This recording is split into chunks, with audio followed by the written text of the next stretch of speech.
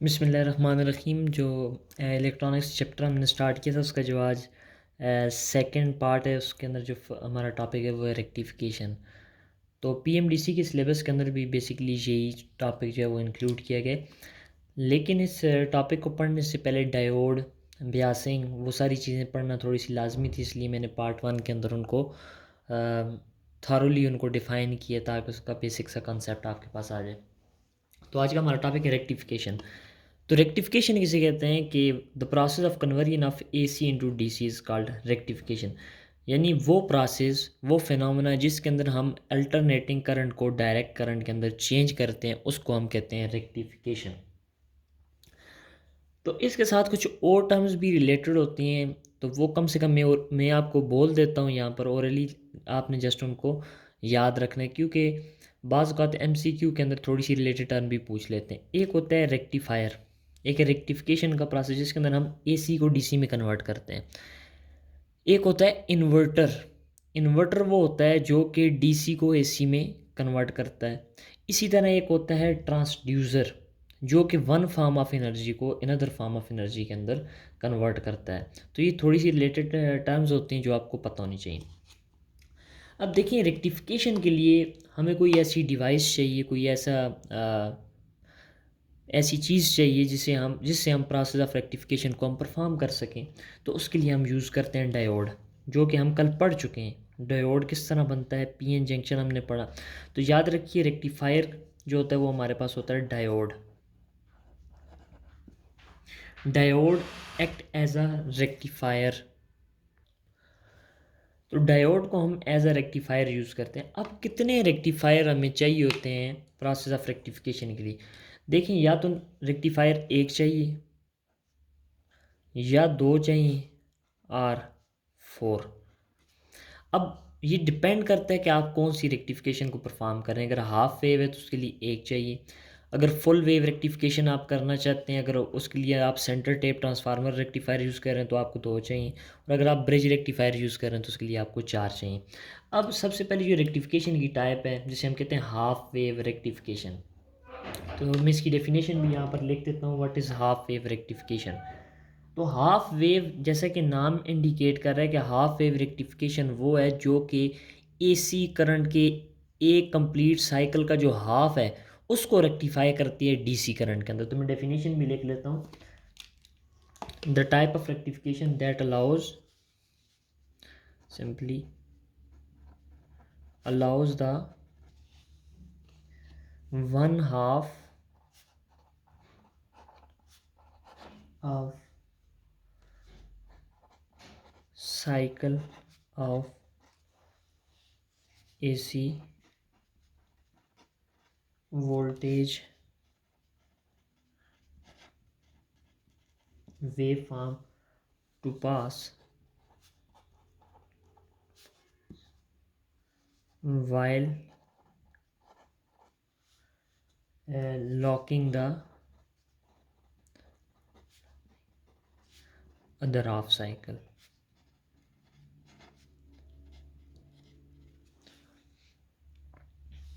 तो इसके अंदर हम एसी का जो हाफ साइकिल होता है, एसी पूरी वेव है जो हमारे पास, उसके हाफ साइकिल को पास करवाते हैं, जबकि दूसरा जो होता है वो साइकिल का हाफ वो पास नहीं हो सकता, जिसकी वजह से हम कहते हैं हाफ वेव रेक्टिफिकेशन। यानी जो फुल वेव है एसी की, उसके हाफ को इसने रेक्टिफाई किया और हाफ को ये रेक्टिफाई नहीं कर सका।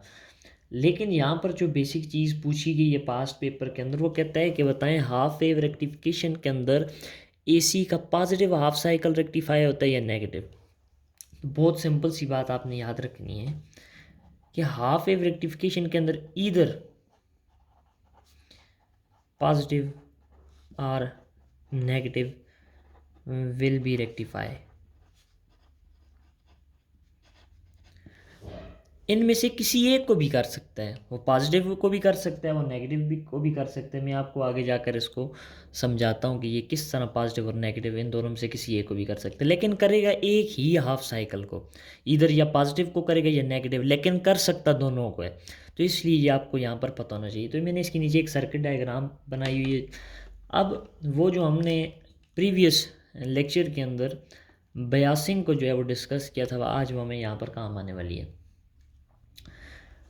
देखिए ये हमारे पास एसी सोर्स है, ये मैंने डायोड सर्किट के अंदर पुट किया है, ये हमारे पास आगे रेजिस्टर लगा हुआ जिससे करंट ने फ्लो करना है। तो मैं यहाँ पर इस करंट को वेव फॉर्म दे देता हूँ और साथ ही इसको पोटेंशियल प्रोवाइड कर दिए। अब देखें ये जो पॉजिटिव है ये पी के साथ कनेक्ट है और ये जो नेगेटिव है ये एन के साथ कनेक्ट है। तो ये हमारे पास आ गई फॉरवर्ड ब्यास। फॉरवर्ड ब्यास तो पहले हाफ साइकिल के अंदर ये जो हमारे पास पॉजिटिव हाफ साइकिल था इसमें करंट ने यहाँ से फ़्लो किया, यहाँ से होते हुए इस रजिस्टर में से पास किया और यहाँ पर पहुँचाया। तो यानी पहला हाफ साइकिल तो पास कर गया।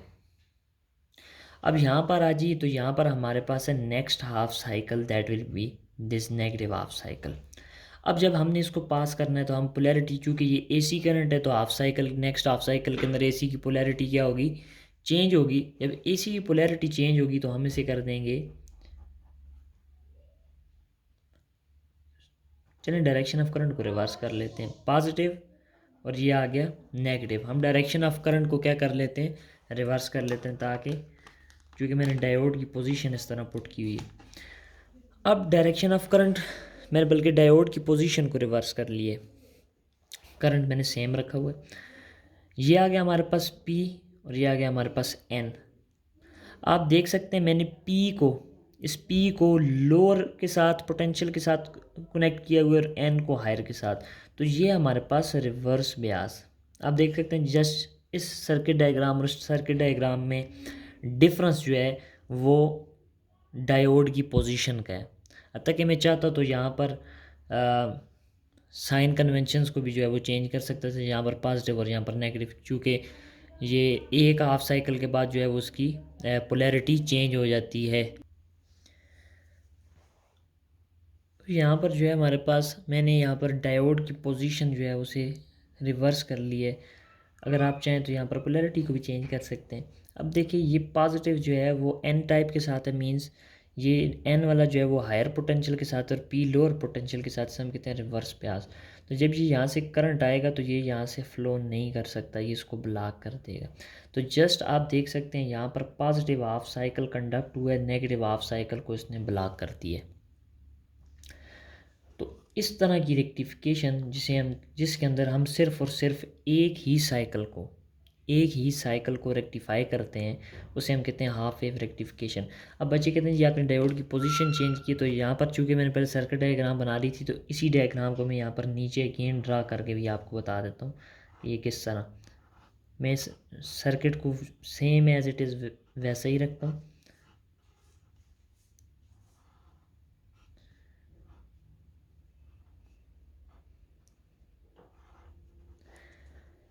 ये आ गया हमारे पास P और ये आ गया N। पहले ये वाला था पॉजिटिव, ये अब होगा नेगेटिव हो जाएगा और ये नीचे वाला हो जाएगा पॉजिटिव। अगेन आप देख सकते हैं P जो है वो लोअर पोटेंशियल के साथ है तो ये रिवर्स ब्यास है।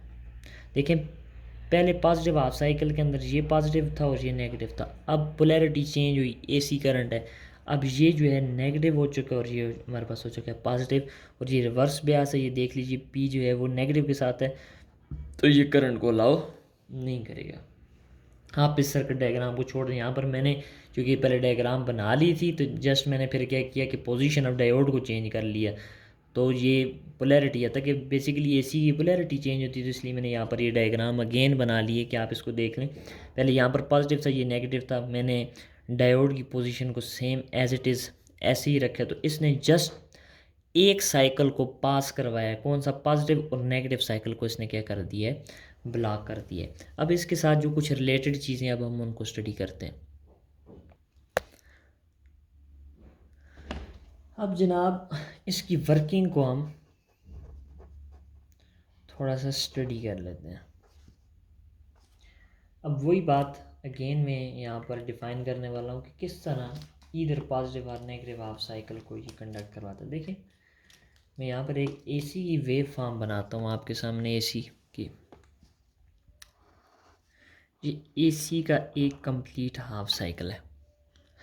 एसी करंट के ये हमारे पास पॉजिटिव हाफ साइकिल, ये आ गया नेगेटिव हाफ साइकिल, ये आ गया 0, ये आ गया T/4, T/2, 3T/4 और ये आ गया 2, ये आ गया T हमारे पास। ये कंप्लीट हाफ साइकिल हो गया, ठीक हो गया। तो जब हमने इसकी हाफ वेव रेक्टिफिकेशन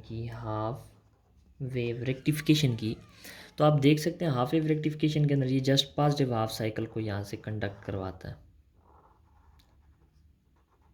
नेगेटिव को इसने क्या कर दिया, ब्लॉक कर लिए।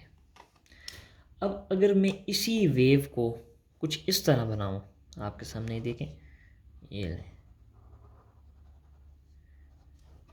ये आ गई हमारे पास नेगेटिव, ये आ गई पॉजिटिव। जब आप इसकी हाफ वेव रेक्टिफिकेशन करते हैं, हाफ वेव रेक्टिफिकेशन, तो जो पहली वेव फॉर्म थी वो कौन सी पास होगी, वो नेगेटिव पास होगी, पॉजिटिव को ब्लॉक कर देगी। देखें हाफ वेव रेक्टिफिकेशन के अंदर आप इधर पॉजिटिव और नेगेटिव इनमें से किसी भी हाफ साइकिल को रेक्टिफाई कर सकते हैं। तो ये आपको यहाँ पर बिल्कुल बात क्लियर होनी चाहिए। तो अब इसके रिलेटेड जो थोड़ी बहुत चीज़ें हाफ वेव रेक्टिफिकेशन के उनको हम वन बाय वन स्टडी कर लेते हैं। देखें जब डायोड हमारे पास फॉरवर्ड ब्यास में था, फॉरवर्ड ब्यास में, तो उसने कंडक्ट किया करंट को, उसने करंट को क्या किया, कंडक्ट किया। तो सर्किट हमारे पास क्या बिहेव कर रहा था, क्लोज सर्किट। सर्किट हमारे पास क्या बिहेव कर रहा था, as a close circuit. Diode forward bias में था तो रेजिस्टेंस जो थी वो डिक्रीज हुई है, करंट हमारे पास इंक्रीज हुआ है। और सेकंड, ये हमने किसके लिए लिखा है सब कुछ, ये था फॉर फर्स्ट हाफ साइकिल के लिए। अब हमारे पास है दूसरा जी second half cycle. Second half cycle इसके अंदर जो डायोड है वो था रिवर्स ब्यास, रिवर्स ब्यास। तो जिसकी वजह से रेजिस्टेंस इंक्रीज कर गई, रेजिस्टेंस इंक्रीज हुई, करंट डिक्रीज हुआ। सर्किट चूँकि करंट भी ज़ीरो था, यहाँ पे से ज़ीरो भी लिख सकते हैं, और circuit as a open circuit behave करता है। अब आ जाते हैं इसकी फ्रिक्वेंसी पर, वेव फॉर्म और फ्रिक्वेंसी। वेव फॉर्म, यहाँ पर चल मैं फ्रिक्वेंसी लिख देता हूँ। वेव फॉर्म और फ्रिक्वेंसी बहुत इंपॉर्टेंट है।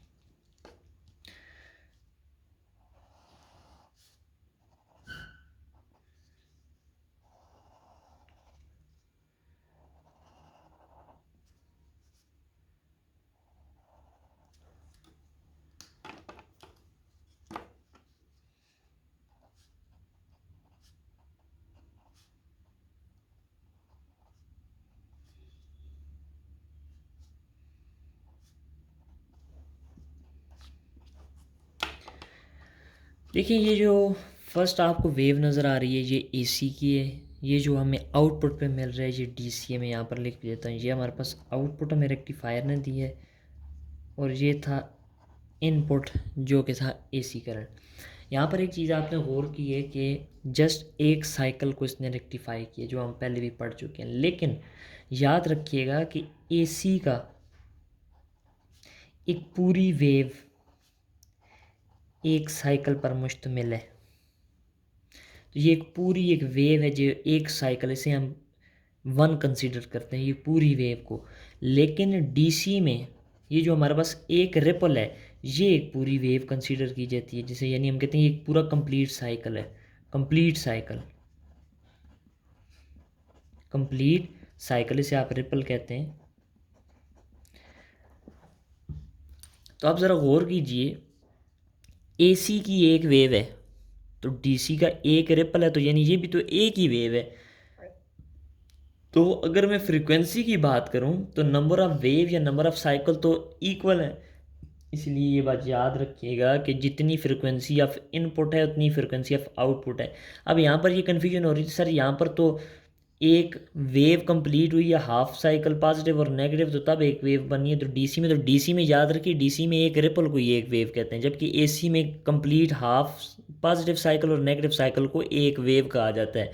तो इसलिए फ्रिक्वेंसी के अंदर कोई भी चेंज नहीं आ रहा, क्योंकि डीसी के अंदर एक ही रिपल जो होता है वो एक वेव की तरह बिहेव करता है। तो यहाँ पर एक रिपल हमें मिल रहा है, तो इसलिए यहाँ पर एक हमारे पास वेव कंप्लीट है, जिसे आप कंप्लीट साइकिल कहते हैं। तो ये मैं लिख सकता हूँ कि फ्रिक्वेंसी ऑफ इनपुट जो है वो फ्रिक्वेंसी ऑफ आउटपुट के इक्वल होगी। क्वेश्चन एमसीक्यू क्यों दिया जाता है कि बताएं, अगर एसी की फ्रिक्वेंसी अगर एसी की फ्रिक्वेंसी 50 हर्ट्स है, तो बताएं डीसी की जो हमें हाफ वेव रेक्टिफिकेशन से मिलेगी फ्रिक्वेंसी डायरेक्ट करंट की, वो क्या होगी।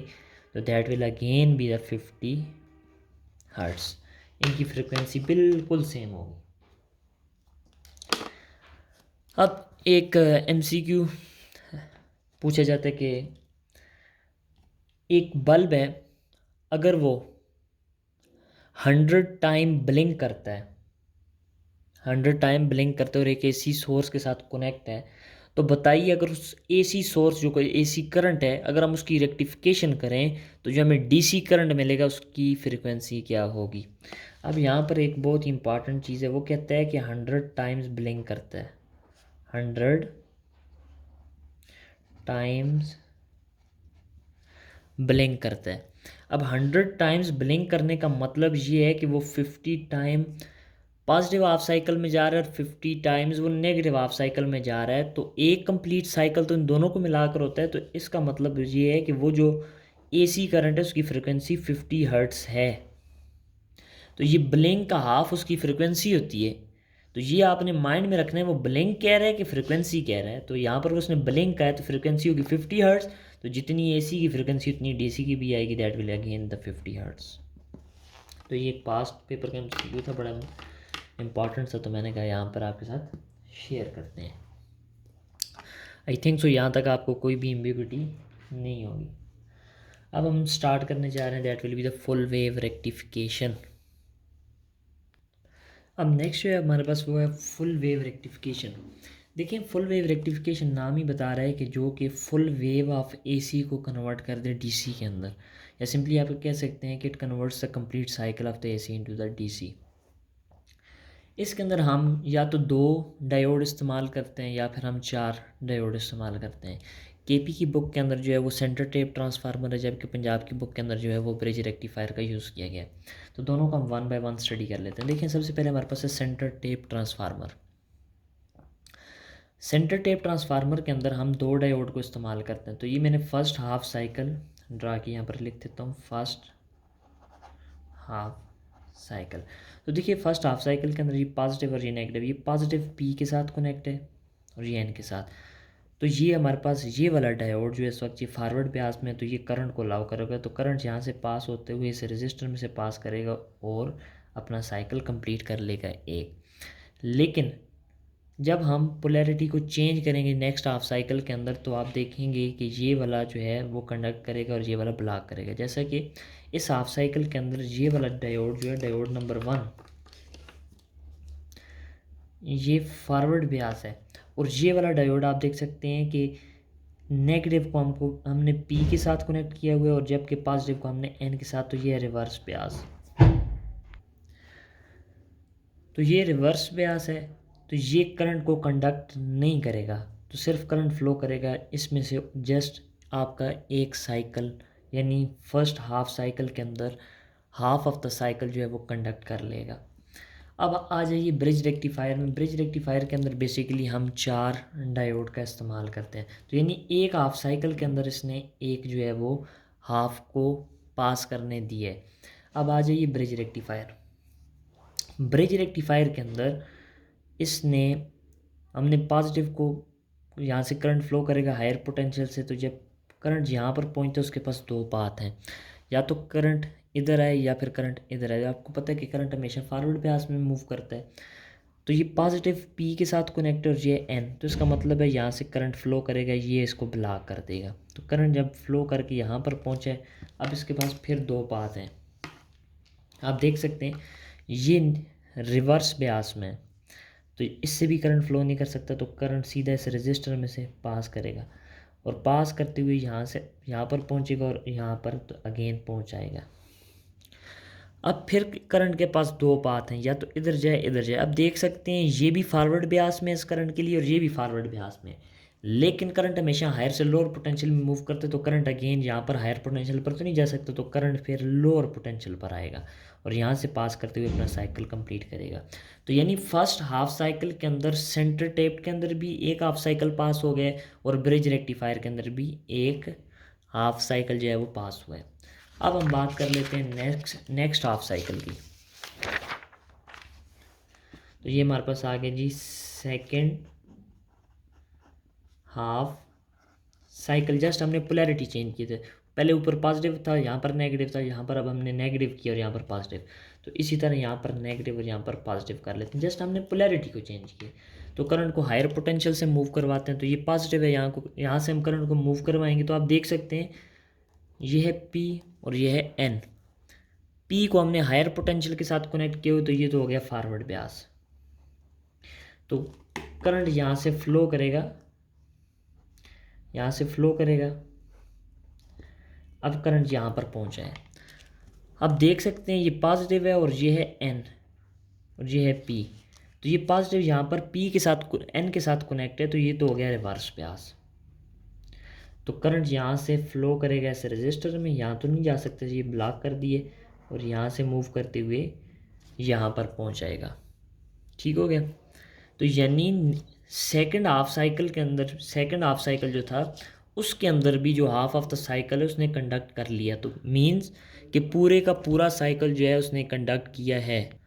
तो मतलब ये है कि पहले हाफ साइकिल के अंदर भी जो हाफ साइकिल था वो कंडक्ट हुआ है और सेकंड फेज़ के अंदर जो नेगेटिव हाफ साइकिल था वो भी कंडक्ट हुआ, तो यानी पूरी की पूरी वेव को रेक्टिफाई किया गया। अब आ जाइए ब्रिज रेक्टिफायर के अंदर। ब्रिज रेक्टिफायर के अंदर करंट यहाँ से करंट मूव करते हुए यहाँ पर पहुँचा है, फिर दो पाथ हैं, आप देख सकते हैं ये पॉजिटिव है, तो ये तो इसके साथ रिवर्स ब्यास में आ गया और ये आ गया इसके साथ फॉरवर्ड ब्यास में। तो करंट यहाँ से यहाँ पर मूव करके इस पॉइंट पर पहुँचा है, ये अगेन इसके साथ रिवर्स ब्यास में, तो फिर करंट यहाँ से यहाँ फ्लो करेगा और फिर इधर आएगा। यहाँ पर जो इम्पॉर्टेंट चीज़ मैं आपको बताना चाह रहा हूँ वो ये है कि आप देख लें करंट की डायरेक्शन क्या है, डाउनवर्ड, यही बात है। तो इससे पहले जो हमने करंट की डायरेक्शन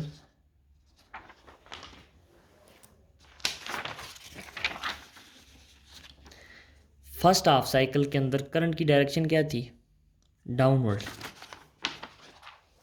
सेकंड हाफ साइकिल के अंदर करंट की डायरेक्शन क्या है, डाउनवर्ड। इसीलिए हम कहते हैं कि डीसी करंट जो है वो एक ही डायरेक्शन में मूव करता है, उसके अंदर कोई चेंज नहीं आता। तो ये चीज़ भी यहाँ पर साबित होगी कि भाई ये डीसी करंट है। अब करंट जब यहाँ पर फ्लो कर कर पहुँचेगा तो अगेन ये भी फॉरवर्ड ब्यास है, ये भी फॉरवर्ड ब्यास है, तो अब किस में से मूव करेगा, तो वो मूव करके यहाँ पर नहीं आ सकता, ये अगेन हायर पोटेंशियल है, तो वो मूव करके यहाँ पर जाएगा and then that will be there, तो साइकिल कंप्लीट हो गया। तो यानी दोनों साइकिल्स के अंदर कंडक्शन हुई है, पॉजिटिव हाफ साइकिल को भी रेक्टिफाई किया गया और नेगेटिव हाफ साइकिल को भी रेक्टिफाई किया गया। तो इसकी वेव फॉर्म अगर आपको हाफ वेव रेक्टिफिकेशन की समझ आई तो इसकी भी इजीली आपको समझ आ जाएगी।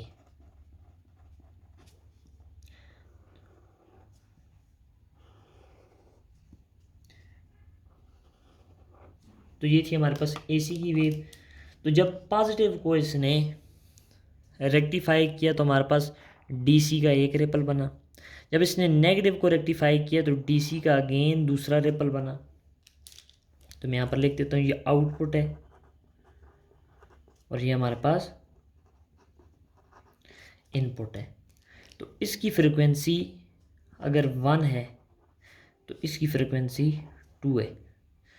तो याद रखिए यहाँ पर फ्रिक्वेंसी डबल, तो मैं कह सकता हूँ कि फ्रिक्वेंसी ऑफ इनपुट अगर 5 हर्ट्ज़ है तो बताएं आउटपुट की फ्रिक्वेंसी कितनी होगी, that will be the 10 hertz. या सिंपली आप ये भी कह सकते हैं, मैं यहाँ पर इसका एक रिलेशन लिख देता हूँ सिंपल सा, frequency of output is equal to 2 times the frequency of input. ये चीज़ तो आपको यहाँ पर समझ आ गई, क्योंकि यहाँ पर एक रिपल जो है वो एक वेव है और यहाँ पर पूरी एक वेव को ही हम 1 कंसीडर कर रहे हैं, तो यहाँ पर फ्रिक्वेंसी डबल हो चुकी है। तो ये यहाँ पर क्वेश्चन भी पूछा जाता है कि अगर इनपुट की फ्रिक्वेंसी 10 हर्ट्ज़ है तो बताएं आउटपुट की फ्रिक्वेंसी कितनी होगी, तो आउटपुट की फ्रिक्वेंसी 20 हर्ट्ज़ होगी, उसकी डबल होगी फुल वेव रेक्टिफिकेशन के अंदर। अब डीसी डायरेक्ट करंट आप कहते हैं उसकी फ्रिक्वेंसी 0 होती है। क्वेश्चन ये पूछा जाता है कि बताएं रेक्टिफिकेशन के अंदर जो डीसी करंट आपको ऑब्टेन होता है क्या उसकी फ्रिक्वेंसी भी 0 होती है, नहीं होती। क्या ये आपको बिल्कुल स्टेडी करंट नज़र आ? नो। तो यहाँ पर मैं लाइन भी लिख देता हूँ कि रेक्टिफिकेशन के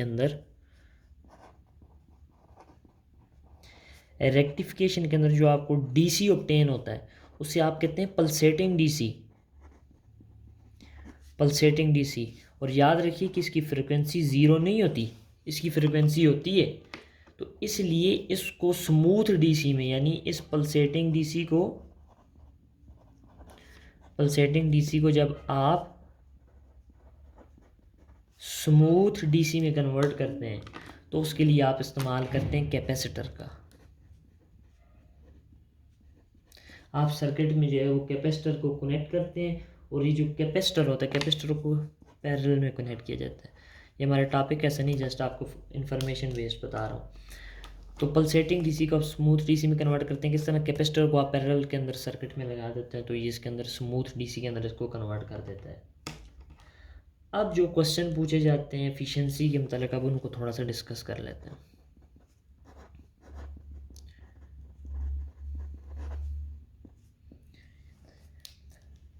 याद रखिए कि चूँकि आपको पता है कि फुल वेव रेक्टिफिकेशन के अंदर पूरा का पूरा साइकिल जो है वो कंडक्ट करता है तो उसकी एफिशिएंसी ज़्यादा होगी। तो मैं लिख भी सकता हूँ कि efficiency of full wave rectification is greater than efficiency of half wave rectification. और ये डबल होती है हाफ वेव रेक्टिफिकेशन के। जो फुल वेव की रेक्टिफिकेशन है इसकी एफिशिएंसी जो है हमारे पास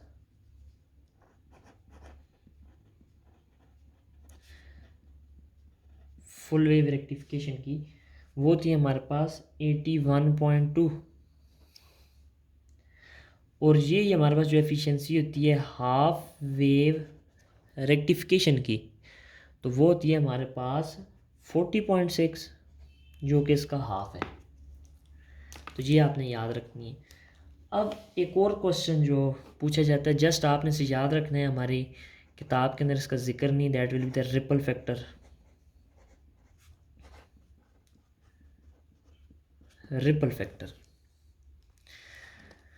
देखिए रिपल फैक्टर अगर मैं इसको डिफाइन करना चाहूँ एक वर्ड के अंदर कि जो हमने डीसी ऑब्टेन किया उसके अंदर परसेंटेज ऑफ एसी कंपोनेंट कितनी है, तो लिख सकते हैं आप percentage of AC component, percentage of AC component.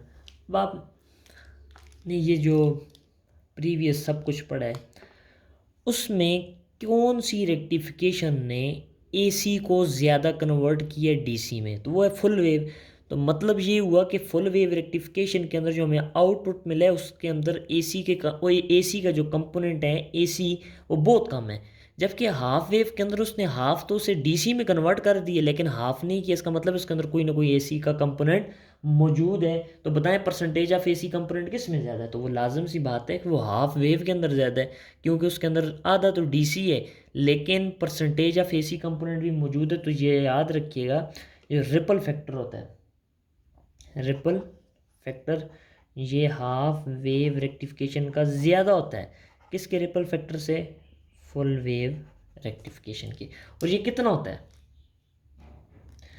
जो हाफ वेव रेक्टिफिकेशन होता है इसका जो रिपल फैक्टर है हमारे पास वो है 1.21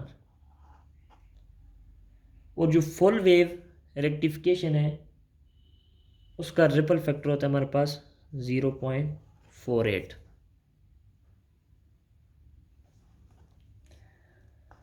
तो इसी के साथ जो है ये हमारा रेक्टिफिकेशन का जो टॉपिक है वो कंप्लीट हुआ। इसमें से इतने कोई डिफ़िकल्ट क्वेश्चन बनते नहीं हैं, जस्ट फ्रीक्वेंसी रिलेटेड क्वेश्चन होते हैं, या फिर आपसे एफिशिएंसी का पूछा जाता है, या फिर आपसे रिपल फैक्टर का पूछा जाता है। तो आई होप सो कि ये चैप्टर आपको अच्छे से समझ आ गया होगा। इसके लिए आपने थोड़ी बहुत प्रैक्टिस करनी है एमसीक्यूज़ बुक पर, और जी जो चीज़ आपको समझ ना आए तो आप कमेंट सेक्शन में पूछ सकते हैं। अल्लाह हाफ़िज़। अगर आपको वीडियो पसंद आए तो लाइक और सब्सक्राइब कीजिएगा।